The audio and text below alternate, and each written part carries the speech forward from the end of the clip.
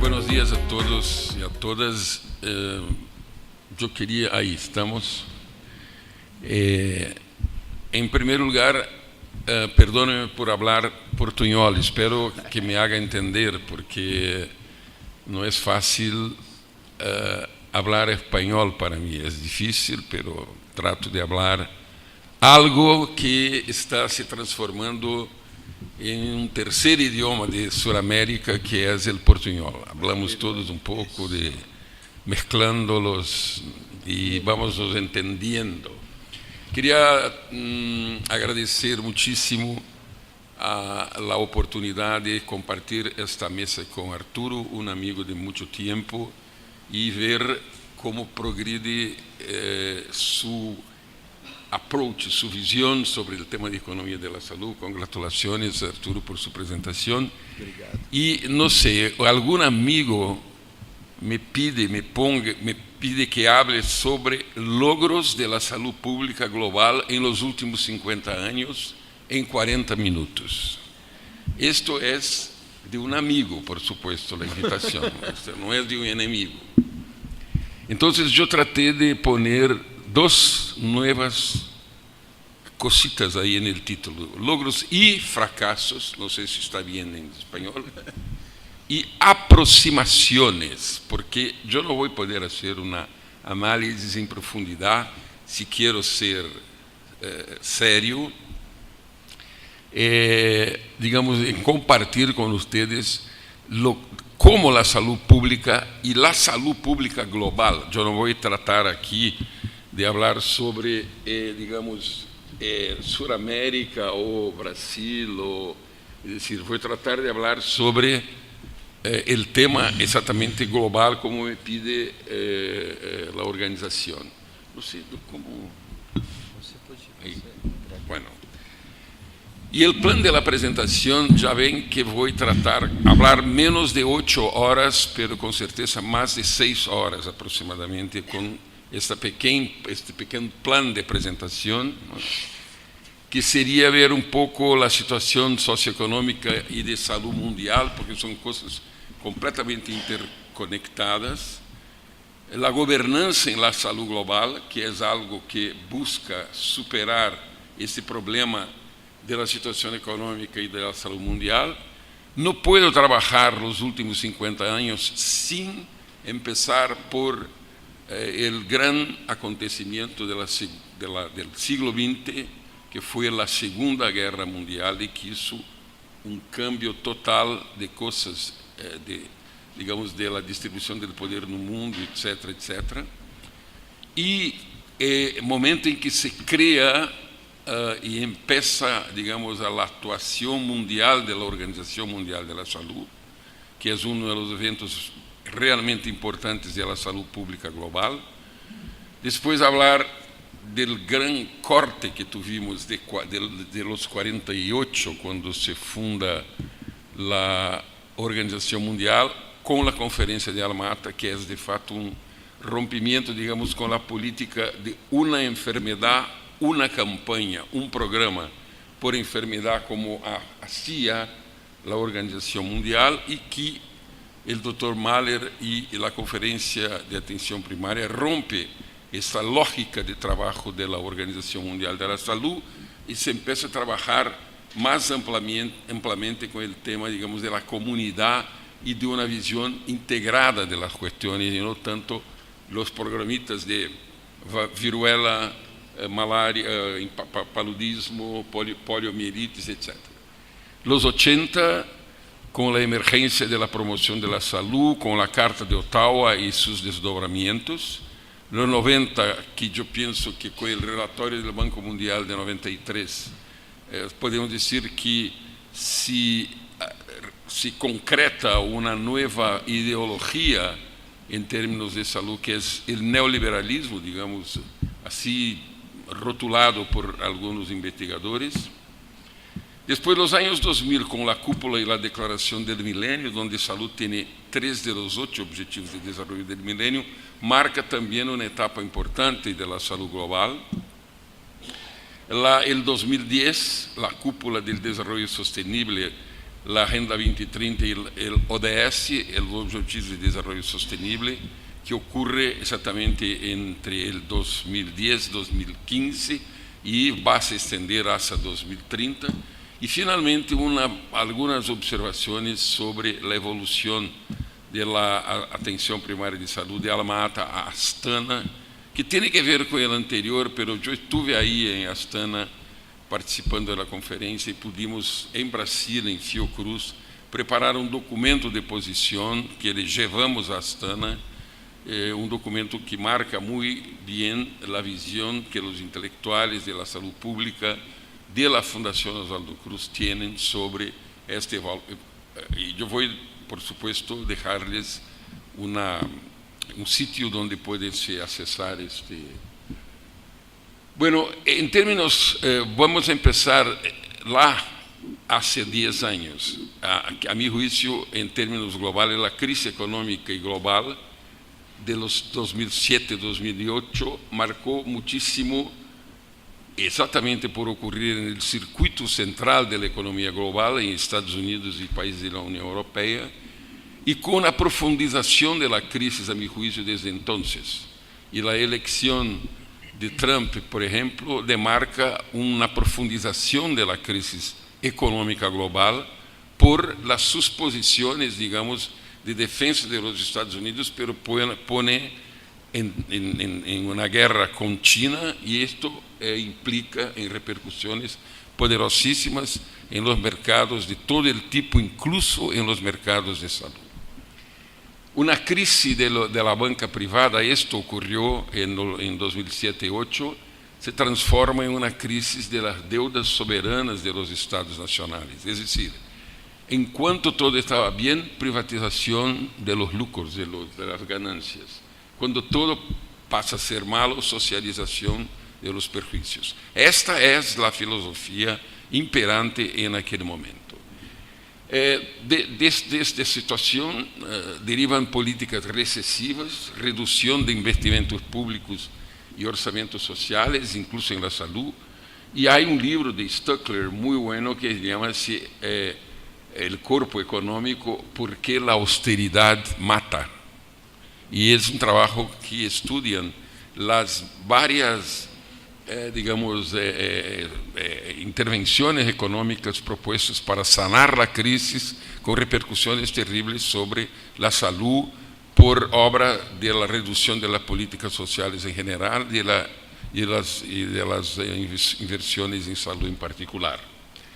Y después miramos una profundización de las desigualdades que preexistían antes de la crisis, con lo que Stiglitz llama en 2011 los maleficios del proceso de globalización. Hay un libro de Stiglitz con este nombre muy bueno, vale la pena leer. Y es una crisis de múltiples dimensiones. El impacto de la crisis global sobre todos los países, embora de diferentes formas, ¿no? de distintas formas, pero la desigualdad socioeconómica mundial y dentro de los países se quedan en proceso de crecimiento, de amplificación de la desigualdad, de las inequidades. Una amplificación de la pobreza y del desempleo mayor, más grande entre jóvenes. Hoy tenemos más o menos la Organización Internacional de Trabajo supone que hay más de 200 millones de personas en edad de trabajar sin trabajo, y paradójicamente tenemos el trabajo infantil, que es más barato, entonces es también una deformación contemporánea, un aumento del trabajo informal y del trabajo precario, peor entre los de menor renta, y la OIT reacciona con lo que llama la agenda del trabajo decente, pero que sería un logro, digamos, nosotros classificamos um pouco como um fracasso, porque não se leva a sério as recomendações da organização. Segundo o livro de Piketty, Capital in the 21st Century, de 2014, há uma concentração inédita de renta no mundo, e esse trabalho de Piketty é espetacular, porque tem os dois primeiros capítulos e os dois últimos. O resto são de los economistas. É incompreensível como chegam às conclusões. A nós importam as conclusões e que as metodologias não sejam tão brutas. E Piketty las defende muito bem. Então, pero importante essa concentração que, digamos, rompe una regla de oro del capitalismo, que para manter la paz social habría que haber algún equilibrio, pero la concentración es la regla de las últimas décadas en el mundo. Una otra cuestión importante es, todos sabemos, el problema ambiental, el comprometimiento ambiental, y en escala planetaria, como resultado del modo de producción y consumo que se estableció por la forma capitalista de producción, y con repercusiones importantes sobre la polución y las mudanzas, los cambios climáticos, que hoy no se puede más considerar algo como retórico, como hace Trump, que se retira del Acuerdo de París sobre el clima, y ahora el presidente brasileño, no mi presidente, porque por supuesto no fue mi candidato de forma alguna, el capitán electo para ser el nuevo presidente de Brasil, amenaza salir también, no solo del Acuerdo de París, sino también de las Naciones Unidas. Es impresionante lo que está pasando en mi país con la victoria de la derecha. Una crisis alimentaria, energética y ética muy importante, las tres configurando, digamos, una base para repercusiones muy fuertes sobre el campo de la salud. Y las consecuencias más grandes son sobre los países de renta baja y sobre los llamados estados frágiles, o sea, que están localizados en África, Asia, América Latina y algunos insulares. Y sobre América Latina, yo recomiendo la lectura de los documentos últimos de la CEPAL, que hacen el panorama social de las Américas, por un lado, y el tema del Horizontes 2030, que es el documento de proposición de la CEPAL, apunta caminos muy interesantes y análisis muy ricas que debemos nos apropriar, sea como economistas de la salud, sea como salubristas. Y cuando hablo de economía de la salud y salubrista, me olvidé y quiero hacer una llamada, digamos, mi aplauso personal a la iniciativa de Ginés y de los grandes amigos que reúnen la Asociación de Economía de la Salud con la Asociación Argentina de Salud Pública. Eso me parece una innovación importante de reunir dos campos muy cercanos y complementarios muy importantes. Y por supuesto, todas esas cosas traen profundas consecuencias sobre salud y los sistemas de salud. Cosas como la esperanza de vida al nacer, que hay una diferencia, hay unos de 27 años menos en África, donde la África subsahariana, donde la esperanza de vida es de 53 años, cuando comparamos con los países de alta renta. Esto es una de las características más brutales, es decir, la misma especie biológica tiene estas diferencias de existencia, de posibilidad de existencia media, y esa es una de las más brutales iniquidades que nosotros podemos demonstrar en salud global. Sobre fome crónica, la FAO nos apunta que hay casi 1 mil millón, ¿cómo se dice? Sí. 1 mil millón de personas con hambre crónica, casi 1 mil millón también sin acceso a agua potable, 2,6 billones sin saneamiento básico, E eu vou passar tudo muito rápido, eu poderia dedicar-me como 5 ou 10 minutos a cada uma destes pontos, pero se lo hago, vamos chegar a 8 horas, se não lo hago, solo a 6 horas, então vou quedar-me a las 6 horas. La transición demográfica y la urbanización, llamemos la atención de todos sobre un problema global. El otro es tal vez la gran tragedia nueva del siglo XXI, que es la migración. El Mediterráneo se transformó en una gran tumba de africanos que intentan llegar a algo un poco mejor, porque migrantes es lo peor en una sociedad industrializada, son los que más sufren, los que menos tienen, pero aún que sea de esta forma, ellos prefieren tratar de irse y procurar una vida mejor, ¿no?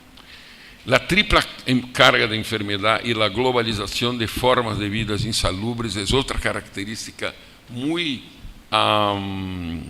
clara y muchas veces condicionados por intereses comerciales. Yo me refiero, por ejemplo, a todo el tema de la alimentación y de tantas otras prácticas comerciales que nos inducen a determinados tipos de consumo alimentario que brutalmente afeta a salud de todos. Y finalmente, las desigualdades sociales y sanitarias, que son inmensas entre países y al interior de los países. Bueno, hablar sobre salud global tiene que hablar un poquito sobre la conjuntura política global, ¿no? O sea, hay una nítida dominación de países hegemónicos, es el caso de los Estados Unidos, de la Unión Europea y Australia, China, es decir, Japón, con una reconfiguración de lo que era el mundo bipolar, con el crecimiento, ascensión importante de China. Pero no olvidemos que esta dominación de los hegemónicos está presente y con la elección del señor Trump y sus políticas, esta dominación se tornó casi una postura autoritaria. Es decir, si las Naciones Unidas, que sería el sitio donde se hace los arreglos internacionales, no operan como la representación de los Estados Unidos espera, la plata no viene. Entonces, esta es la regla de una situación después de la elección del presidente Trump, y nosotros tememos también muchísimo por esta ola conservadora que llegó a nuestra región, en mi país, en este país, en Chile, etc. Y yo creo que esta ola conservadora va a se poner o muy fuerte o reaccionamos a ella, no necesariamente, sin la capacidad de análisis y la construcción de posiciones políticas que se interpongan a esta ola conservadora que vivimos en todo el mundo, incluso en nuestra región. Interesante que también estos países desarrollados entran en crisis crónica, que es el caso de los europeos y también de muchas otras regiones del mundo donde los países desarrollados encuentran-se en crisis económica crónica, pero surgen las economías emergentes o en transición, como se puede decir los BRICS y otros países. Pero todo esto está cambiando, todo que es sólido desmancha en el aire, como nos dice el libro, y de facto a cada semestre, a cada año, y es muy interesante conocer la revista The Economist, hace una proyección del año siguiente en noviembre del año anterior. Y cuando leemos las proyecciones de The Economist, es de reírse como si estuviéramos leyendo una comedia, porque no acertan más nada. O sea, la instabilidad política y económica del mundo es la regla de estos últimos, por lo menos, 5 años, y que no sé cuánto se profundizará. Hay que se reconocer nessa conjuntura política global a convivência do multilateralismo das Nações Unidas com a emergência de novos arreglos de governança global. E um exemplo é o G20, por exemplo, que se reúne acá em Buenos Aires al final do mês. Já veio hoje com reações populares ao G20, não sei o quê, e com o tema de G20 é a construção de um mundo com possibilidade de sustentabilidade. É dizer, é um discurso, é uma narrativa, é uma retórica. O quanto G20 está interessado, de fato, em desenvolvimento sustentável, é uma outra coisa. E vamos a ver as decisões que saem de Buenos Aires do encontro de G20, não? Também a emergência de novos arreglos de governança global, regional, plurinacionais, como a União Europeia e a União Africana, a União Europeia antiga, a União Africana recente, CELAC, a Comunidade de Estados Latino-Americanos e Caribenhos, UNASUR, etc. Pero todos esses arreglos, digamos, multipaíses, estão ameaçados neste momento, sejam por los nacionalismos, muitos nacionalismos ultraliberales, sea por outras razões de natureza política, pero todos os arreglos de alguns anos atrás estão ameaçados neste momento. E esta é o que seria um logro global se transforma em fracasso global. Por isso este título, Logros e Fracassos, me parece mais justo que o tema logros exclusivamente.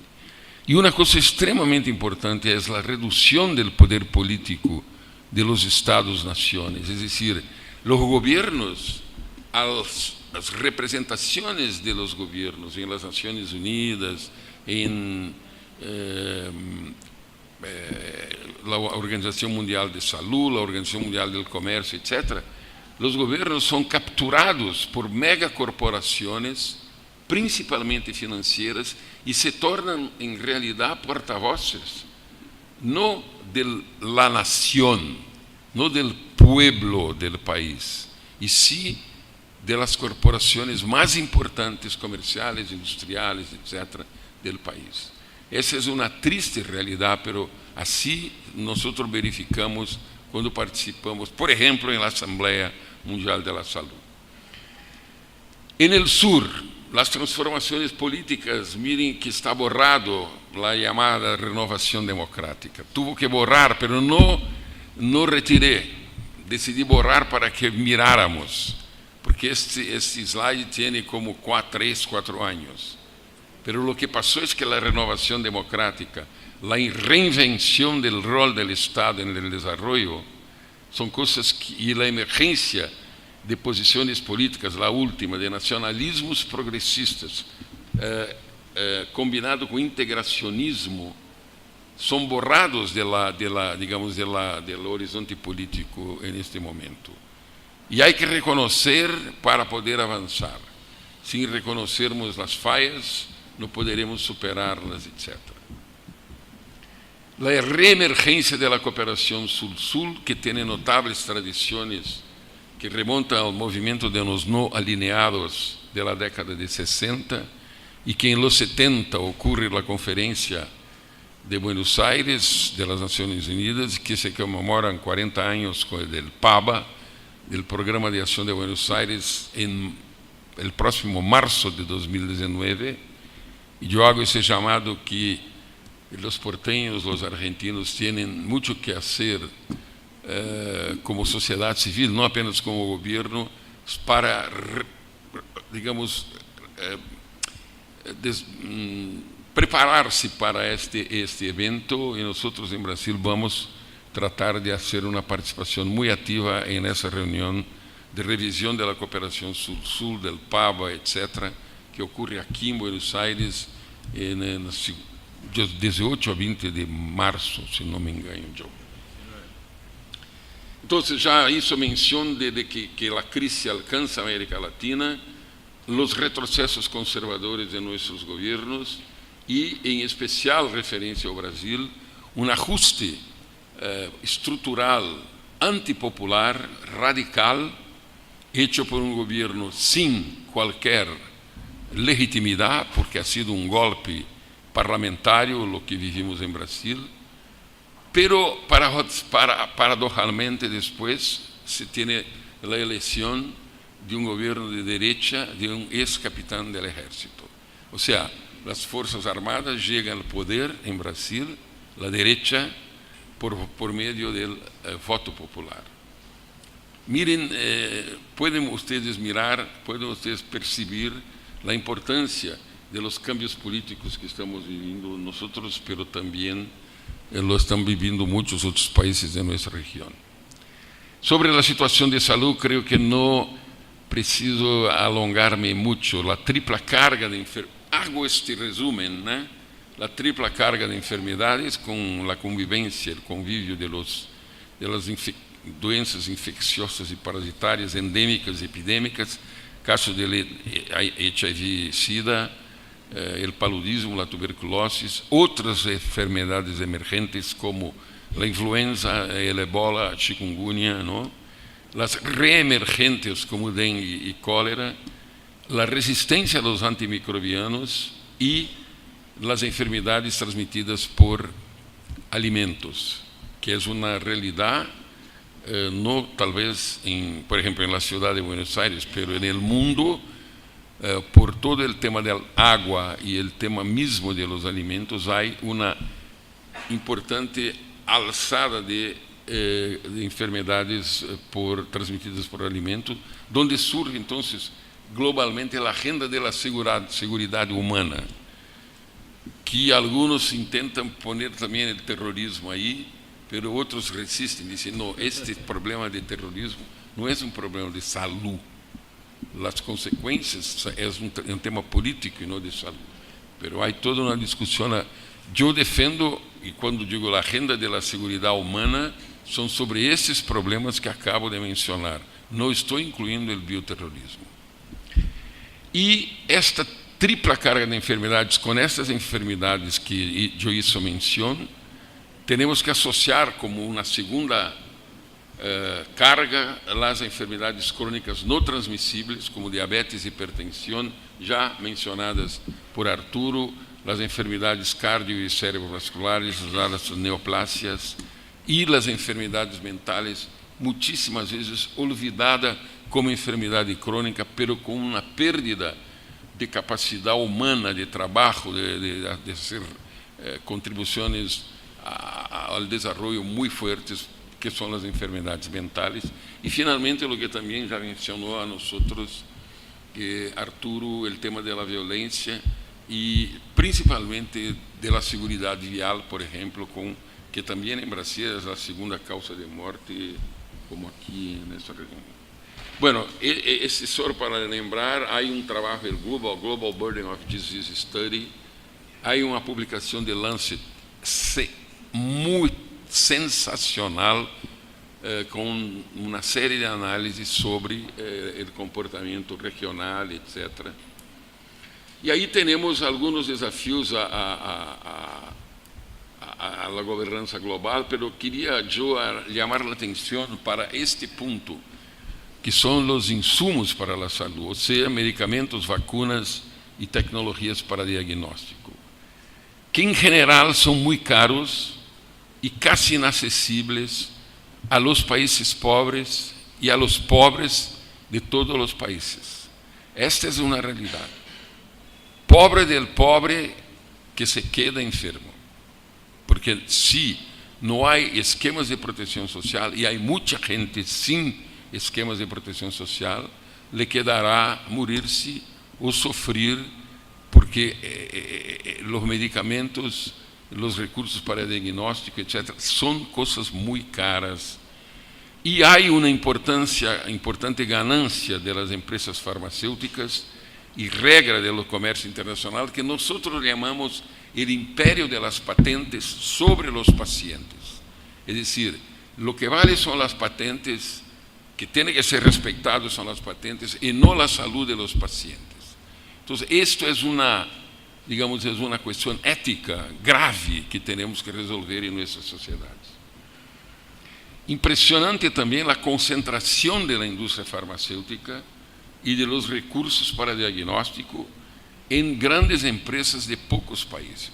Eso es muy importante porque pequeñas empresas y startups son adquiridas por gigantes de la industria farmacéutica, formando conglomerados y, digamos, la gestión es del capital financiero, de los fondos de financieros y no más de la familia X o de la corporación Z. Es decir, la orientación para el mercado viene de las grandes, de los fondos del capital financiero, ¿no? Y impresionante a influencia también del complejo médico industrial, así usamos digamos, hablar en Brasil, que junta toda la atención médica con los insumos, etc. Ese es el complejo médico industrial, ¿no? Sobre la área técnica de la OMS, por ejemplo, sobre la Organización Mundial del Comercio y sobre la OMPI, Organización Mundial de Propiedad Intelectual. Entonces, hay digamos, un poder de esas empresas sobre, digamos, decisiones técnicas que es algo muy preocupante, ¿no? Y, para decirlo lo menos, por ejemplo, el ejemplo del sofosbuvir, de la hepatitis C, que es un costo tremendo, tiene una resolutividad muy interesante y que un gobierno va a gastar por ejemplo, Brasil gasta más de 1.000 millones de reales para fornecer el medicamento por el Sistema Único de Salud a los portadores de la hepatitis C.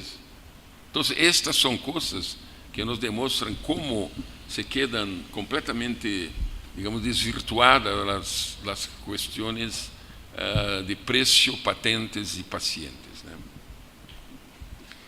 Bueno, ahora quería hacer algunas observaciones caminando para el final. La multiplicidad de actores y arreglos interinstitucionales. Ahí tenemos una picture, una foto del Palacio de las Naciones en Ginebra, donde ocurre todos los años la Asamblea Mundial de la Salud. Bueno, además de los tradicionales como la OMS, sus regionales, incluso la OPAS, han surgido múltiples nuevos actores en la escena de la salud global y en la diplomacia de la salud, que es el espacio de negociación sobre salud. En los últimos 20 y 30 años, como as negociações em comissões bilaterais entre países, outras agências das Nações Unidas, como Unicef, PNUD, la FAO, la FENUAP, né, de população, etc., que têm projetos de saúde ou influenciam a política e a situação de saúde. A área de saúde de las organizações regionais, como CELAC, UNASUR, etc., Comunidade Andina, Mercosur, que também Comisca, CARICOM, que têm, digamos, saúde em sua agenda, né? E as agências de fomento de los países, como SIDA de Canadá, USAID de Estados Unidos, la JICA de Japão, são importantes atores globais hoje dentro desse cenário que eu estou mostrando. A sociedade civil, sean las sociedades civiles nacionais ou internacionais, incluindo as fundações privadas, como Gates Foundation, são atores que hoje têm uma importância tremenda. Então, a Organização Mundial da Saúde e a OPAS são actores e não os pilares, os fundamentos, aunque se pode dizer que têm sua importância, todavia têm sua importância, claro. E, finalmente, as empresas privadas. Há empresas privadas da área da saúde que têm como 10, 15, 100 vezes o que tem um país para a saúde. E a guerra de Philip Morris com o Uruguai, ou de Uruguai com Philip Morris, sobre o tema do tabaco, é um exemplo. Foi como Davi e Golias, não? E, finalmente, com a vitória do Uruguai, nós todos nos pusimos muito orgulhosos desta vitória em termos da política tabágica, não? Pero este slide é para mostrar, por exemplo, que também um grande ator passa a ser agora as Nações Unidas de Nova York, ou seja, a UNGA, a United Nations General Assembly, com seus chefes de Estado. Não estamos mais com saúde reduzido ao tema, digamos, sectorial da saúde. UNGA cada vez mais trabalha nesse tema. Por outro lado, este é mapa de los diversos mecanismos de integração de saúde aqui em Latinoamérica. CELAC, a ALCA, CELA, UNASUR, Comunidade Andina, La Comisca, Centroamérica, es decir, há uma multiplicidade de arreglos governamentais que têm importância em termos como atores da saúde global. Pero não poderia deixar de dizer algo também sobre como se constituem todas essas coisas. Em 45, a Conferência das Nações Unidas, esta foto que está arriba, aprueba o estabelecimento de uma organização sanitária nova, autônoma e internacional dedicada à saúde. Em 46, que é a foto abaixo de los senhores, a Conferência Sanitária Internacional aprueba a Constituição da OMS, que em 1948 empieza. Portanto, com 70 anos. E, ao mesmo tempo, em 48, não se pode olvidar a Declaração Universal de los Derechos Humanos, proclamada por la Assembleia Geral das Nações Unidas em Paris, em 48, e que contém saúde em sua plenitude. Então, estes são, digamos, 3 elementos centrais da história da evolução, dos logros da saúde global. Em 47 se estabelece o Serviço de Informação Epidemiológica da OMS para o seguimento das enfermidades que são objeto do regulamento sanitário. E abaixo, em los fondos do Palácio das Nações Unidas em Ginebra, está o momento em que, em 48, a Constituição da Organização Mundial da Saúde entra em vigor e é comemorada neste momento em Ginebra, em 7 de abril, e hoje, 7 de abril, é o Dia Mundial da Saúde, em todas as partes. Em 48, por 5 anos, se é elegido o Dr. Brock Chisholm, que está aí nesta foto, do Canadá, como o primeiro diretor-geral. E aí empieza a atividade internacional da saúde global, então chamada saúde internacional da OMS, com a imunização antituberculose. Agora eu não sei volver, sei. Com a imunização antituberculose com o BCG. Em 55 se lança o Programa de Erradicação do Paludismo mundialmente. Em 53, e por 20 anos, se elige o Dr. Marcolino Candó de Brasil como o segundo diretor-geral da OMS. Em 65, há a primeira publicação de um informe sobre uma enfermidade crônica, sobre diabetes mellitus. No mesmo 65 se cria o Centro Internacional de Investigações sobre o Câncer da OMS, localizado em Lyon, em França, mostrando então que o empezar de los anos 60, a enfermidade crônica passa a ser uma preocupação, además de las transmissíveis por la organização, né? Em 66 se inaugura o novo edifício sede da OMS em Ginebra. E o Dr. Mahler, aí é uma ruptura muito importante. O Dr. Mahler é elegido em 73 e se queda por 15 anos diretor-general, o terceiro diretor-general da OMS. Está aí ele em África, ou em Ásia, com chicos. Hizo uma ruptura muito importante e trabalhou desde que começou em 73 para a realização da grande conferência de Alma-Ata, ¿no?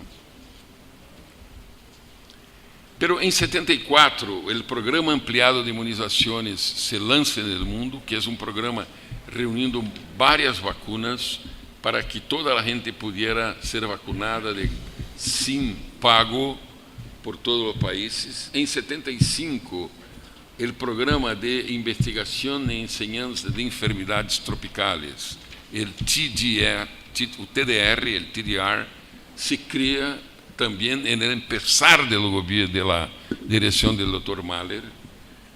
Em 75 se realiza, aí está aí uma foto do edifício do Ministério de Relações Exteriores de Argentina. Em 78 ocorre então a Conferência da ONU sobre cooperação técnica entre países em desenvolvimento, acá em Buenos Aires, e que resulta neste Plano de Ação de Buenos Aires, e o BAPA Plus 40 se vai realizar agora, como dijo. Então, é muito importante o tema para a saúde, o tema do Programa de Ação de Buenos Aires, como a cooperação Sur-Sur em saúde, nessa história que les estou compartilhando, com quem estou compartilhando, sobre a evolução da saúde global. Em 77 se publica por la primeira vez uma lista de medicamentos essenciais, que hoje são 340 medicamentos. Então, é muito importante para o tema da provisão de medicamentos o ano de 77. E em 79 está equivocada esta informação. A comissão certifica a erradicação não da polio, e sim a erradicação da viruela. Essa é depois que... Pero estava eu tratando de corrigir quando chegou Ginés, aí começamos a conversar e sale polio. Pero llamo a atenção a los mais jóvenes, principalmente, que o tema aqui em 79 e 80 foi a erradicação da viruela e não da polio. E em 78, então, encontra-se esta, digamos, esse grande evento, a Conferência Internacional de Cuidados Primários de Saúde em Alma-Ata, em setembro de 78, quer dizer, promovido conjuntamente por la OMS e por el UNICEF. E o símbolo que temos em amarillo e o documento em negro são dois documentos originais, são um cartel original e o documento original, para que podamos mirar com toda a admiração que se pode ter. E foi uma decisão, digamos, que vino sendo construída. Vean abaixo as resoluções de 75, 76, antes de 67, 70, etc., que são uma construção política por resoluções que se vão dando em las discussões da OMS. Não é algo que chega de repente, não?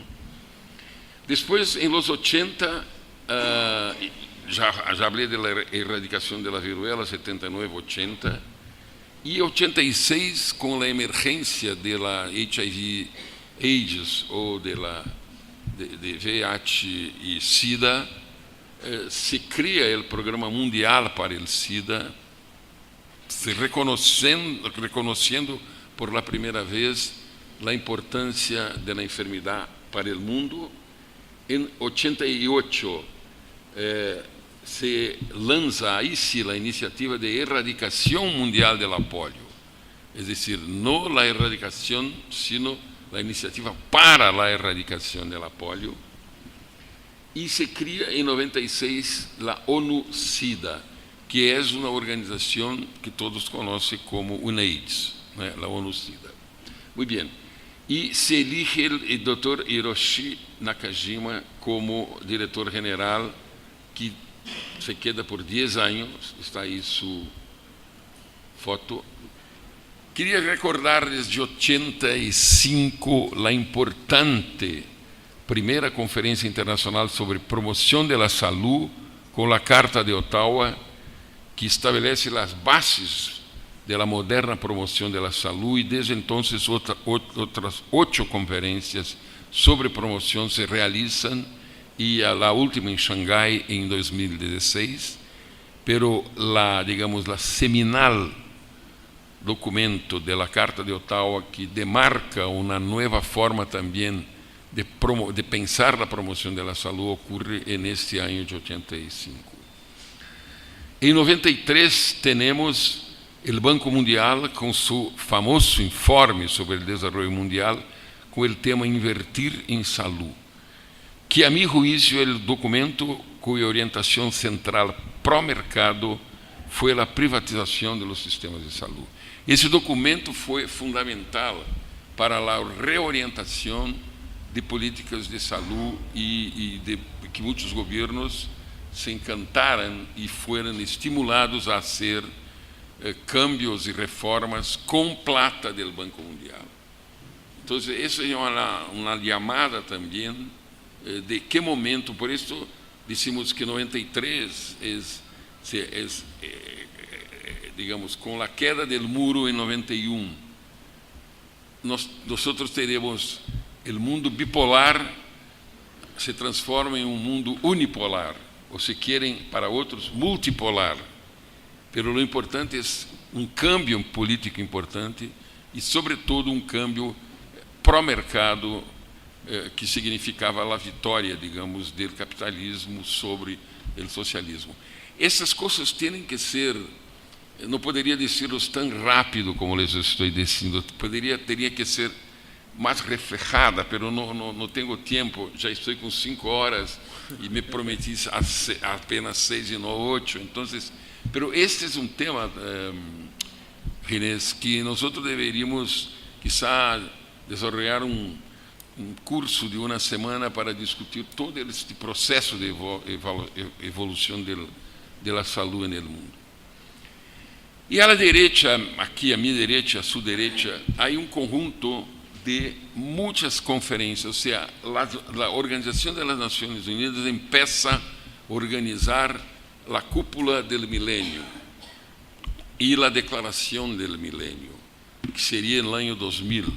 Kofi Annan, então, empieza um grande conjunto de conferências, de cada agência das Nações Unidas sobre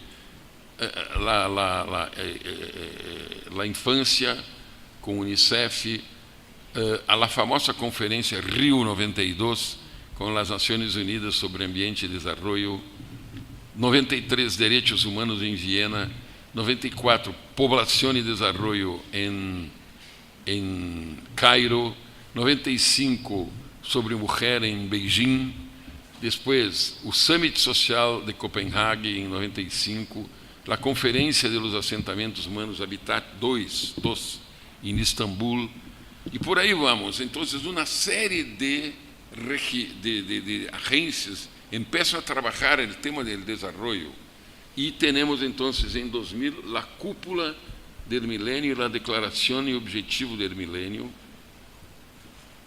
e depois, em 2012, a Rio +20, que culmina em 2015 com o cierre da declaração e dos objetivos do milênio, e onde se empieza a Agenda 2030 e os Objetivos de Desenvolvimento Sustentável.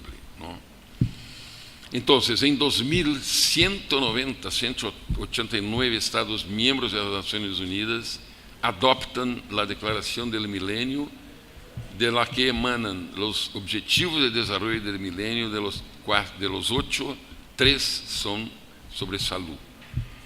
En 2002 se crea el famoso Fondo Mundial de Lucha contra el SIDA, la tuberculosis y la malaria. En 2003, la Asamblea Mundial de la Salud adopta el Convenio Marco para el Control del Tabaco, otro tema extremadamente relevante e importante. Y ahí tenemos, un poco antes, en 2001, las cuestiones relacionadas a la salud pública incluidas en el acuerdo sobre los ADPIC, sobre el acuerdo TRIPS y la declaración de Doha sobre el acuerdo y la salud pública. O sea, hay una tomada de posición sobre la salud pública y el tema de los medicamentos y de la propiedad intelectual. Eu creio que poderíamos quedar-nos aún bastante tempo reflexionando sobre esta evolução da saúde global, pero creio que podemos nos restringir agora a dizer-lhes que, então, em 2018, a Assembleia Mundial da Saúde aprueba el 13º Plan General de Trabajo y 2 reuniones en las Naciones Unidas en Nueva York que ocurren también en 2018. Una sobre las enfermedades no transmisibles y la otra sobre el fin de la tuberculosis, con compromisos de los jefes de Estado y de Gobierno sobre este tema.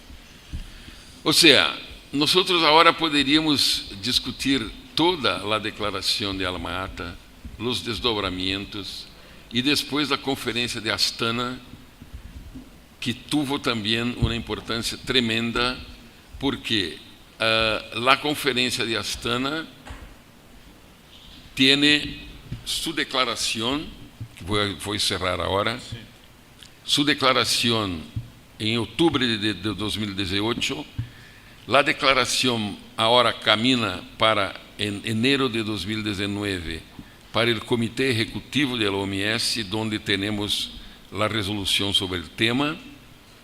Vai à Assembleia Mundial da Saúde em maio de 2019 e, finalmente, então, por proposta do Comitê Ejecutivo, se aprueba a resolução sobre a atenção primária e, finalmente, vai à Assembleia General das Nações Unidas em setembro de 2019 para uma reunião de alto nível de los jefes de Estado e de Governo sobre atenção primária e cobertura universal.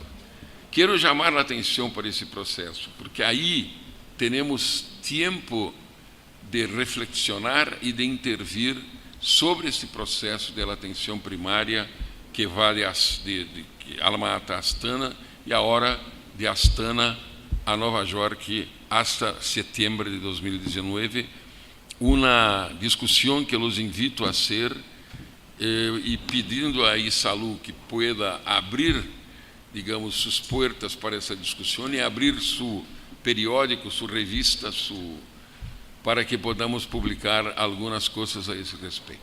Muitas graças e perdão por estender-me tanto.